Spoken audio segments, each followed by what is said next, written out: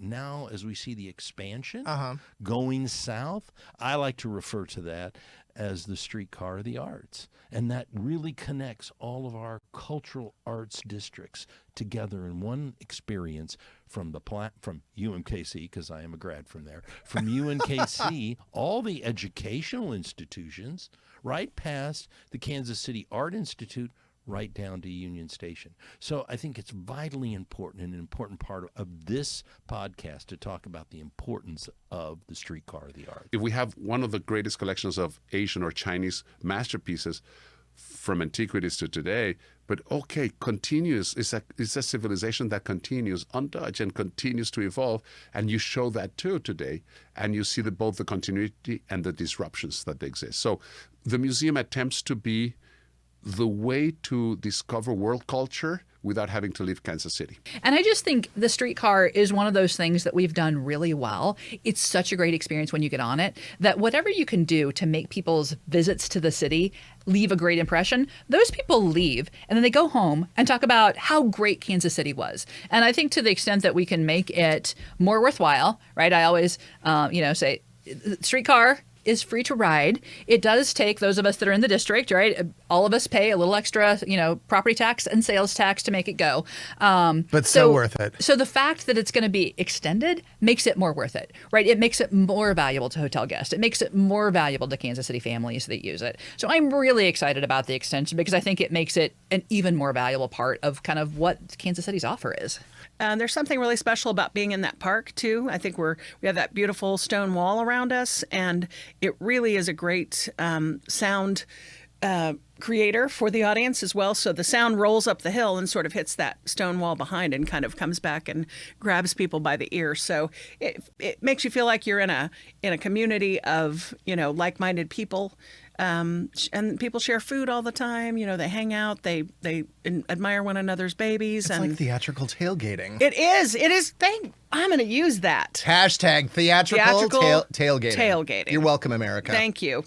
I mean, I think in the 18th and Vine area, we have seen some of our most intriguing engagement because when you look at things that seem boring to others, but like a pedestrian plaza, like 18th and Vine is figuring out a plaza before the plaza does, which is good. We want to actually have people walking and engaging. You don't want cars flying by them. And so that, I think, will be a positive. The historic Boone Theater renovation is really going to become a film space where you can look at blacks and film and kind of get a part of that culture too. Investments at the Jazz Museum, and then of course Bob Kendrick, a man who can weave. Bob Kendrick. Yes, I mean the stories.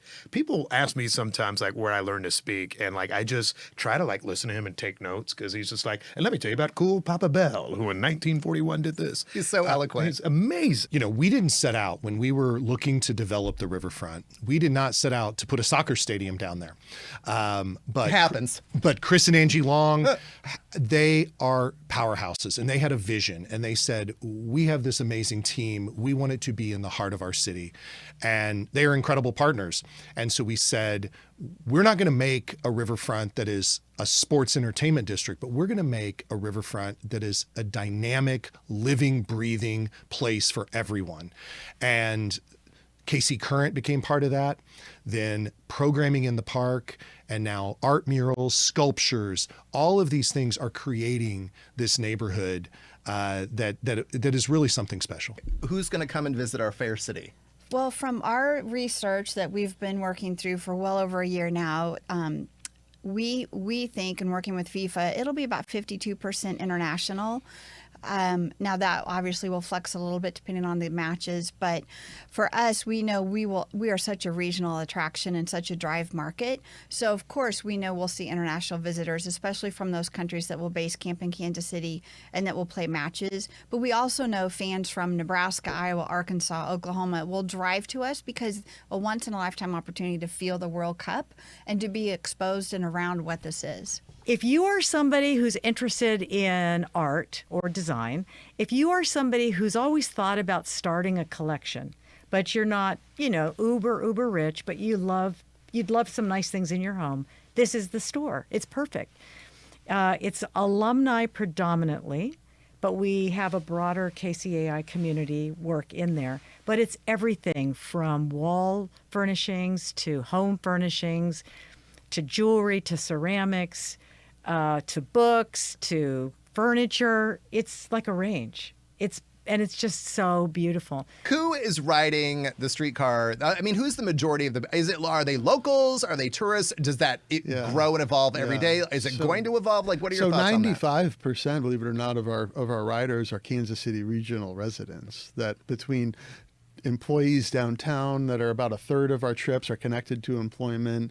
We have downtown and midtown now, obviously, as a major residential neighborhoods that we're connecting. So every day, right, goods and services, grocery store, bank, dry cleaners, right, service trips, and then surely entertainment and regional attractions. So downtown, whether it be the City Market or T-Mobile Center or Union Station, and my friend George Costello and all of his great attractions that he has access to.